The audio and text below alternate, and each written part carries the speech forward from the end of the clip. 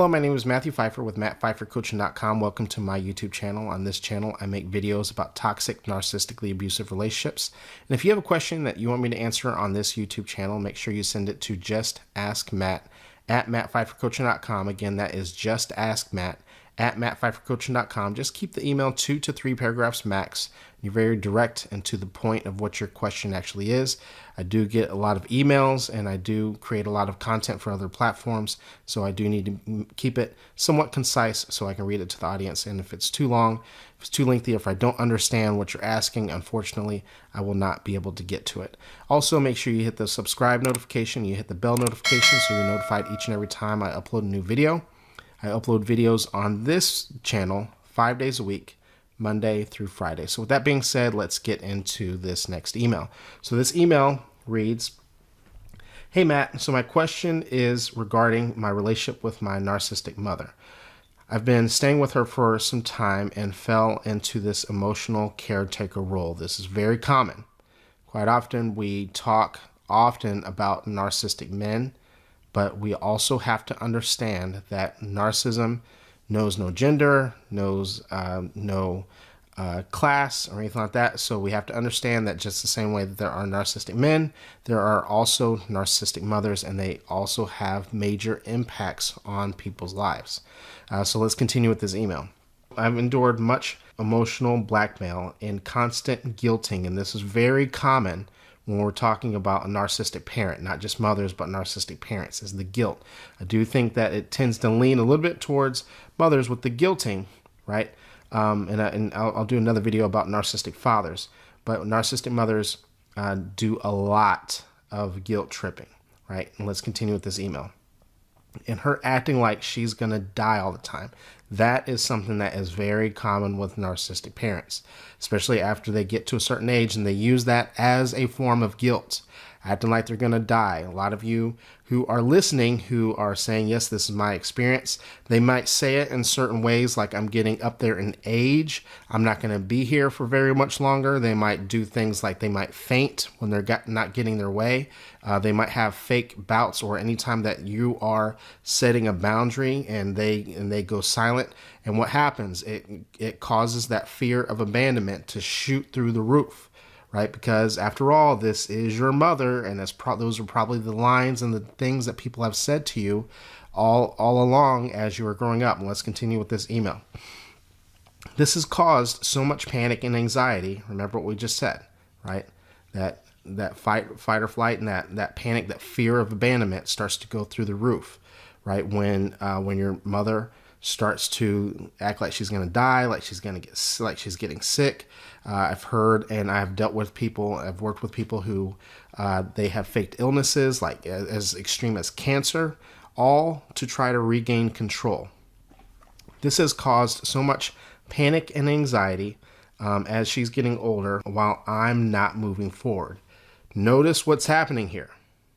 This is a one-track relationship. So the narcissistic mother is acting like she's going to die. He's taking care of her, but guess whose life is being stunted? His is. And this is where the control comes in. And this is where we have to be very cognizant and be very aware of narcissistic parents, because they do this in a way to try to control and manipulate their children from being able to move on. They don't want you to become an adult. They don't want you to go into independence. Let's continue on with this email. It has cost me so much, even to become sick with chronic illness, CPTSD, and stress depression. I know this has been going on even when I was a kid, 100%. Quite often, so I want to make sure we're clear, a lot of times as an adult, you might start to recognize things, and a lot of times people think that their parents may have changed. They didn't change. They were probably doing this as a child as well, right? You probably just didn't recognize it as much as a child. This is very common for people. Why wouldn't we recognize a lot of the behavior as a child? Everyone's parents seem controlling as a child. You probably recognized it a lot more when you were in your teenage years, when you're expected to get into a little bit more independence, but you're still at an age where you're still dependent on a parent, or you're still dependent on your mother. So you may not have recognized it, or you may have given it a pass. But then when you get into adulthood and you start to notice that you have not met certain milestones growing up, and you haven't met certain milestones as an adult, you really start to see, like one of the things that you said is that you're not able to move forward. You're starting to see that your certain milestones in your life are not being met, right? So let's continue with this email.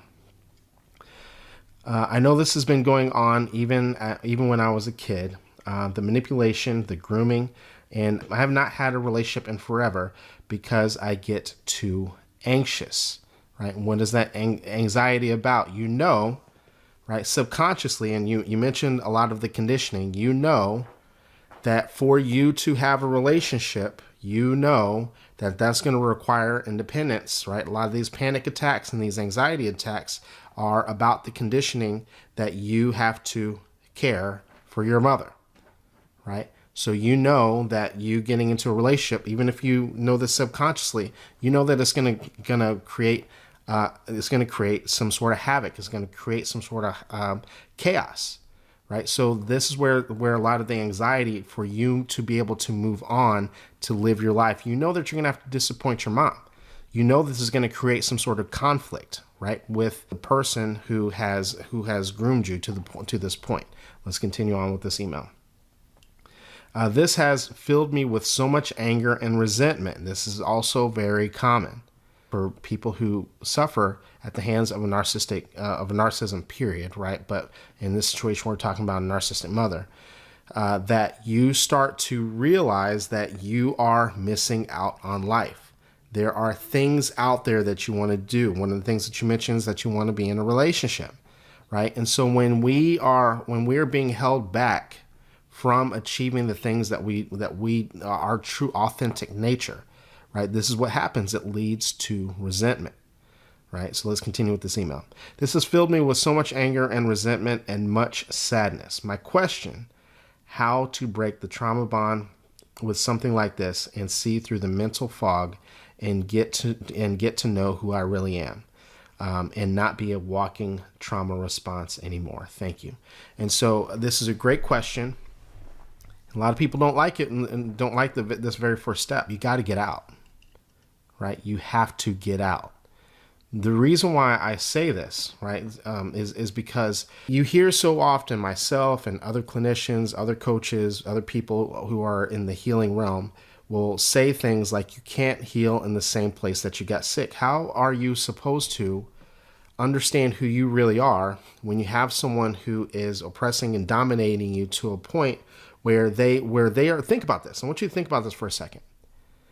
This person doesn't want your independence, doesn't want you to move forward so badly, they are willing to tell you that they are about to die, right? That's one of the things that you mentioned in your email, right? That they are willing to guilt trip you, and they will take this to an extent that when you're ready to move forward, let's say that you told your mom that you were going to go on some dating sites, or you were going to go on a date, right? She's probably going to start acting like she's going to die, just like what you explained in this email, right? To make you feel, to guilt trip you. You hear me, people who follow me for a while know that I talk about the FOG method: fear, obligation, and guilt, to drive fear in you, to make you feel obligated to take care of her, right? To make you feel guilty if anything were to happen to her, because she's your responsibility, right? And as you articulated through this email, you have felt like this since you were a child, right? There was likely a lot of emotional abuse as a child, where you felt that you needed to be her caretaker as a child, at the very least emotionally, right? It should have been the other way around. Your mother should have been taking care of you. She's not your responsibility, right? She's not.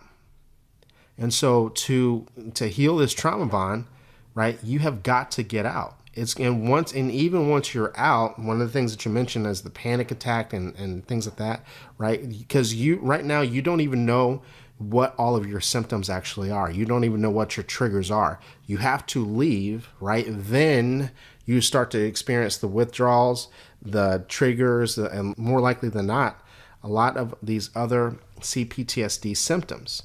And until those things start to uncover and start to unravel, the healing process can't even start. So to break this, your very first step is that you have to get out. You have to get your own place. You have to leave. And you actually have to start working towards that independence that you're likely probably afraid of because of this level of conditioning, right? It's very similar to whenever you are reconstructing a house. Quite often you don't know what repairs need to be done until you start tearing down the walls, right? In this situation, tearing down the walls would be for you to get out and for you to start working towards your independence. And then as you're doing that, what happens is that you start to learn different situations about yourself, and you start to learn different insecurities about yourself, different triggers about yourself. And then each one of those steps is going to help you further along that healing journey. So thank you very much for writing in. Anyone else who wants to ask me a question here on YouTube, send it to justaskmatt@mattpfeiffercoaching.com. Again, that is justaskmatt@mattpfeiffercoaching.com. Just give me several days to get to it. Once again, I do get a lot of emails, and I also create content for a lot of other platforms. With that being said, thank you guys very much, and I will see you in the next video.